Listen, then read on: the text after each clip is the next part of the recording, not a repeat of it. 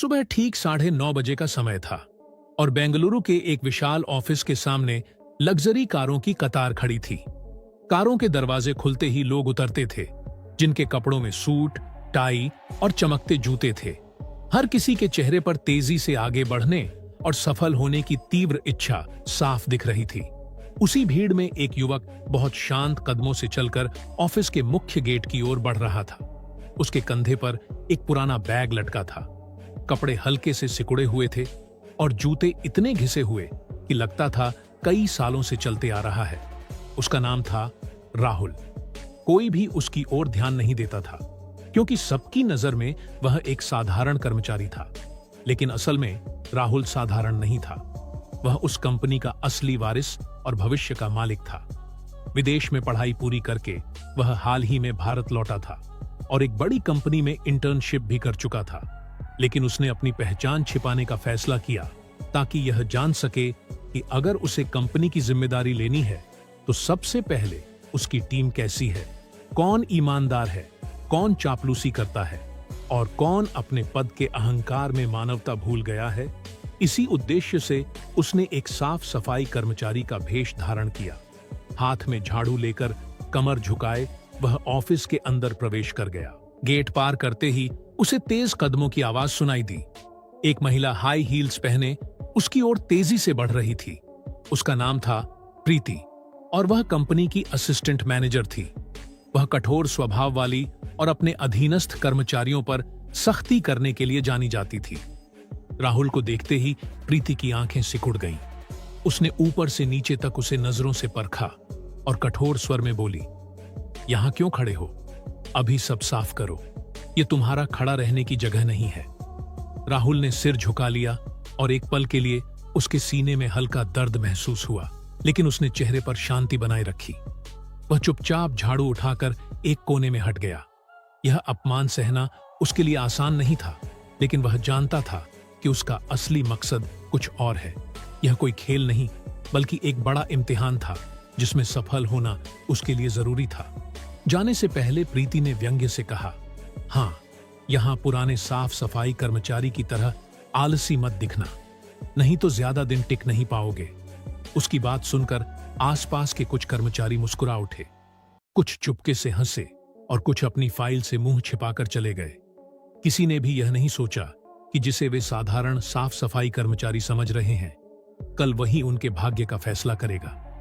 राहुल ने झाड़ू से फर्श पर एक निशान बनाया और मन ही मन प्रतिज्ञा की कि वह सब कुछ देखेगा, सब कुछ सहन करेगा और सही समय पर सच्चाई सबके सामने लाएगा। खाने के समय का माहौल रोज की तरह हलचल से भरा था। कुछ कर्मचारी जोर जोर से हंस रहे थे, कुछ हाथ में कॉफी का मग लेकर गपशप कर रहे थे।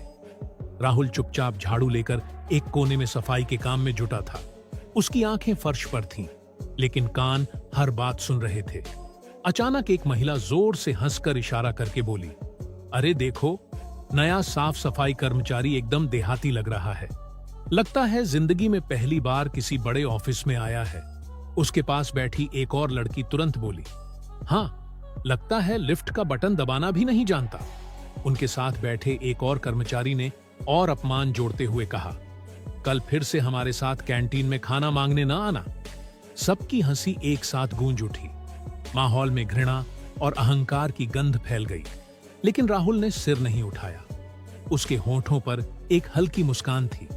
वह मन ही मन सबके चेहरे याद कर रहा था। वह जानता था कि ऐसे पल ही असली परीक्षा है, जहां इंसान का चरित्र समझ में आता है। वह सबके असली रूप को मन में उतार रहा था। कुछ देर बाद सब अपनी हंसी और कॉफी का मग खत्म करके खाने के कमरे से चले गए। राहुल अभी भी सफाई के काम में लगा था। उसके अंदर कहीं गुस्से की चिंगारी जल रही थी, लेकिन उसने अपने मन को शांत किया। वह जानता था कि अगर वह भावुक हो गया तो उसकी पूरी योजना बर्बाद हो जाएगी। उसे धैर्य और समझदारी से आगे बढ़ना होगा।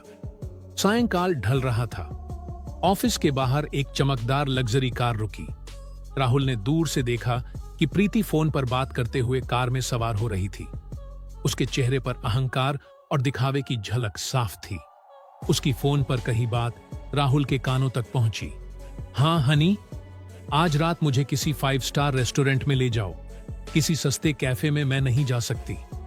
राहुल ने एक पल के लिए उस दृश्य को ध्यान से देखा, फिर आंखें नीचे कर ली। उसके मन में एक ही विचार आया कि यह अहंकार ज्यादा दिन नहीं चलेगा। सत्ता और पद हमेशा इंसान को नहीं बचा सकते। एक दिन सच्चाई सबके सामने आएगी। राहुल शांत कदमों से ऑफिस से बाहर निकल गया। सायंकाल की ठंडी हवा उसके थके शरीर को छू गई, लेकिन उसकी आंखों में एक दृढ़ संकल्प की चमक थी। यह एक लंबे खेल की शुरुआत थी, जहां हर झूठ, हर अहंकार और हर अन्याय का पर्दाफाश होना था। फर्श अभी भी गीला था। अचानक प्रीति की कठोर आवाज गूंजी, यह सफाई तुमने की है क्या? फर्श अभी भी गीला है। अगर कोई फिसलकर गिर गया तो क्या तुम्हारी बुद्धि में कुछ नहीं? राहुल ने सिर झुका लिया और चुपचाप फिर से फर्श साफ करने लगा। आसपास खड़े कुछ कर्मचारी एक दूसरे की ओर देखने लगे। किसी के मन में शायद थोड़ी सहानुभूति आई, लेकिन किसी ने मुंह खोलने की हिम्मत नहीं की। उन्हें पता था कि प्रीति के सामने बोलना मतलब अपनी मुसीबत बुलाना है। सबने आंखें हटाकर अपने काम में लग गए। इन दिनों राहुल की मुलाकात हुई एक पुराने साफ सफाई कर्मचारी विजय से। विजय कई सालों से कंपनी में काम कर रहा था। वह एक साधारण और सीधा इंसान था, कम बोलता था, लेकिन उसका मन बहुत साफ था। वह हमेशा कड़ी मेहनत करता था और किसी से झगड़ा नहीं करता था। कर्मचारी अक्सर उसका मजाक उड़ाते थे। कोई उसे बूढ़ा साफ सफाई कर्मचारी कहता, कोई उसके कपड़ों पर तंज कसता, लेकिन विजय कभी कुछ मन में नहीं रखता था। राहुल ने विजय में एक अलग तरह की चमक देखी। वह उसके साथ काम करते हुए पूछा, भाई, आप इतने सालों से यहां हैं, लोग जब इस तरह अपमान करते हैं तो आपको बुरा नहीं लगता? विजय हंसकर बोला, सम्मान ऊपर से मिलता है।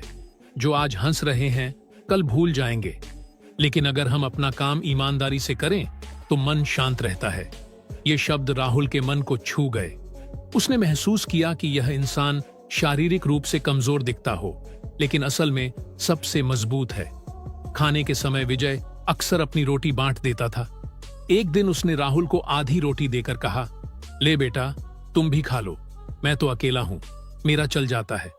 तुम जवान हो, तुम्हें ज्यादा ताकत चाहिए। राहुल की आंखों में हल्का पानी आ गया। उसने मन ही मन सोचा कि अगर कंपनी में किसी को सबसे पहले न्याय मिलना चाहिए तो वह विजय है। वह विजय के चरित्र की मजबूती और मन की कोमलता का कायल हो गया।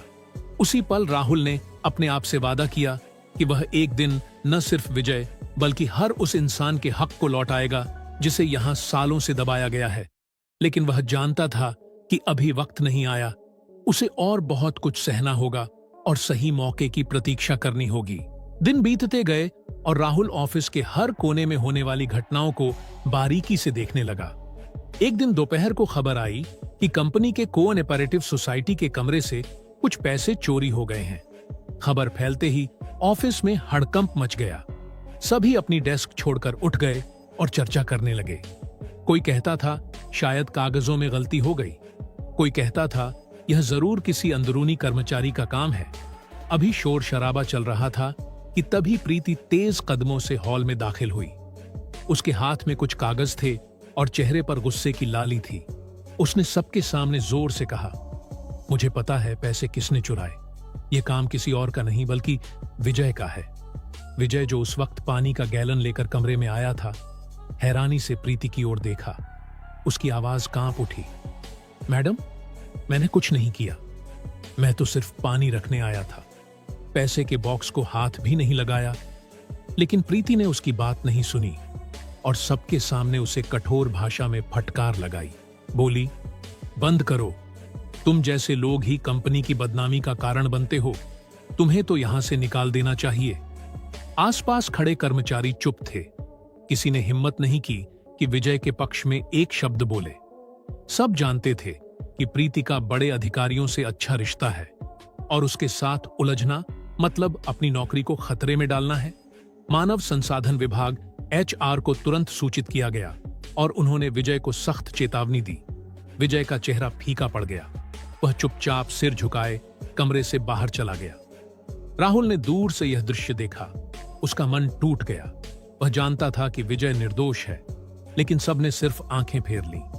रात को जब ऑफिस खाली हो गया राहुल चुपचाप सिक्योरिटी रूम में गया। वहां कंप्यूटर पर जाकर उसने कमरे के कैमरे की रिकॉर्डिंग खोली। स्क्रीन पर साफ दिखा कि विजय कमरे में आया, गैलन रखा और तुरंत चला गया। उसने पैसे के बॉक्स को छुआ तक नहीं। यह देखकर राहुल ने राहत की सांस ली, लेकिन साथ ही उसके मन में गुस्से की आग भड़क उठी। उसने तुरंत वीडियो को कॉपी करके अपने पास रख लिया और खुद से कहा, वक्त बदल रहा है, यह अन्याय ज्यादा दिन नहीं चलेगा। यह रात राहुल के लिए बहुत महत्वपूर्ण थी। उसने तय किया कि वह अब सिर्फ दर्शक नहीं बनेगा, बल्कि बहुत जल्द इस व्यवस्था को तोड़ देगा। अगले दिन सुबह ऑफिस में एक अलग तरह की शांति थी। सब जानते थे कि कुछ बड़ा होने वाला है। ठीक उसी समय ऑफिस के मुख्य गेट पर एक काली लग्जरी कार आकर रुकी। कार से एक स्मार्ट युवक उतरा। उसके कपड़ों में चमकता सूट था, आंखों पर स्टाइलिश सनग्लास और चेहरे पर एक अनोखी दृढ़ता थी। सब हैरान होकर देखने लगे, क्योंकि यह युवक कोई और नहीं बल्कि राहुल था। लेकिन अब वह अपने असली रूप में था। ऑफिस के गेट पर खड़े गार्ड और अन्य कर्मचारी हैरानी से देखते रह गए। उनकी आंखें चौड़ी हो गईं, क्योंकि यह वही युवक था जिसे वे कुछ दिन पहले साधारण साफ सफाई कर्मचारी समझ रहे थे। राहुल शांत कदमों से अंदर गया। उसके साथ उसका पर्सनल असिस्टेंट भी था, जो हाथ में एक फाइल लिए तेजी से उसके पीछे चल रहा था। वे दोनों मीटिंग हॉल की ओर बढ़ गए। वह हॉल जहां कंपनी की सभी बड़ी मीटिंग होती थी, और आज वहां सबके लिए एक खास मीटिंग बुलाई गई थी। मीटिंग हॉल में सब एक एक करके दाखिल होने लगे। प्रीति एक बड़ी मुस्कान के साथ राहुल का स्वागत करने के लिए आगे बढ़ी, लेकिन वह अभी भी राहुल को नहीं पहचान पाई। उसने सोचा कि शायद यह कोई बड़ा निवेशक या विदेशी मेहमान है। प्रीति बोली, सर, मेरा नाम प्रीति है, मैं असिस्टेंट मैनेजर हूं, आपको इस कंपनी में स्वागत है। राहुल ने उसकी ओर देखकर हल्की मुस्कान दी। वह मुस्कान प्रीति के लिए अपरिचित थी, लेकिन उसमें एक मौन व्यंग्य था। राहुल ने शांत स्वर में कहा, धन्यवाद प्रीति, लेकिन तुम्हें अपनी पहचान बताने की जरूरत नहीं, मैं सब जानता हूं। प्रीति हैरान होकर देखती रह गई। उसी पल राहुल ने अपने असिस्टेंट को इशारा करके कहा, अब मीटिंग शुरू करें। सभागार की शुरुआत में राहुल ने एक बड़ा स्क्रीन ऑन किया। स्क्रीन पर वह सीसीटीवी फुटेज चलने लगा, जिसमें विजय पर झूठा चोरी का आरोप लगाया गया था। सब हैरान होकर देखते रहे कि प्रीति ने कैसे एक निहत्थे इंसान को सबके सामने अपमानित किया। फुटेज में साफ दिखा कि विजय सिर्फ पानी का गैलन रखकर चला गया था, और उसने पैसे के बॉक्स को छुआ तक नहीं। वीडियो खत्म होने पर हॉल में सन्नाटा छा गया। राहुल ने गंभीर स्वर में सबको संबोधित किया, पिछले कुछ दिनों से मैं यहां था, सिर्फ एक साधारण इंसान के रूप में नहीं, बल्कि इस संस्थान के भविष्य के रूप में मैं देखना चाहता था कि मेरी इस फैमिली में कौन ईमानदार है और कौन सिर्फ सत्ता के पीछे भाग रहा है। मैंने देखा कि यहाँ कुछ लोग अपने अहंकार और झूठे घमंड की वजह से दूसरों को कितना नीचा दिखा सकते हैं। देखा कि कैसे एक ईमानदार और मेहनती इंसान पर आरोप लगाया गया। प्रीति का चेहरा सफेद पड़ गया। वह डर से कांप रही थी। वह राहुल की ओर देखकर कुछ नहीं बोल पाई। राहुल ने फिर विजय को बुलाया। विजय अभी भी डरते डरते सभागार में आया। उसके पुराने कपड़े और चेहरे पर वही पुराना डर था। राहुल मुस्कुराते हुए उसके पास गया और बोला, भाई विजय, आज से आप इस कंपनी के लॉजिस्टिक कोऑर्डिनेटर हैं। यह आपकी ईमानदारी और मेहनत का इनाम है। आप एक सच्चे इंसान हैं। मैं आपको सम्मान देता हूं। विजय की आंखों में आंसू आ गए। उसके चेहरे पर खुशी और कृतज्ञता का भाव था। उसने राहुल को धन्यवाद दिया और चुपचाप रोने लगा। इसके बाद राहुल ने सबकी ओर देखकर कहा, जिनमें मानवता और ईमानदारी की कमी है, उनके लिए इस कंपनी में कोई जगह नहीं होगी। इसके परिणाम स्वरूप प्रीति को कंपनी से निकाल दिया गया। राहुल ने बाद में प्रीति से निजी तौर पर मिलकर कहा, जिंदगी यहीं खत्म नहीं होती, तुम्हें अभी भी बदलने का मौका है। अहंकार अस्थायी सम्मान देता है, लेकिन आखिर में सब कुछ छीन लेता है। फिर एक कार्ड देकर बोला, हमारे पास एक ट्रेनिंग प्रोग्राम है, अगर चाहो तो उसमें शामिल हो सकती हो, वहां से नई शुरुआत कर सकती हो। प्रीति तब समझ गई कि उसने क्या गलती की। उसकी आंखों में आंसू आ गए।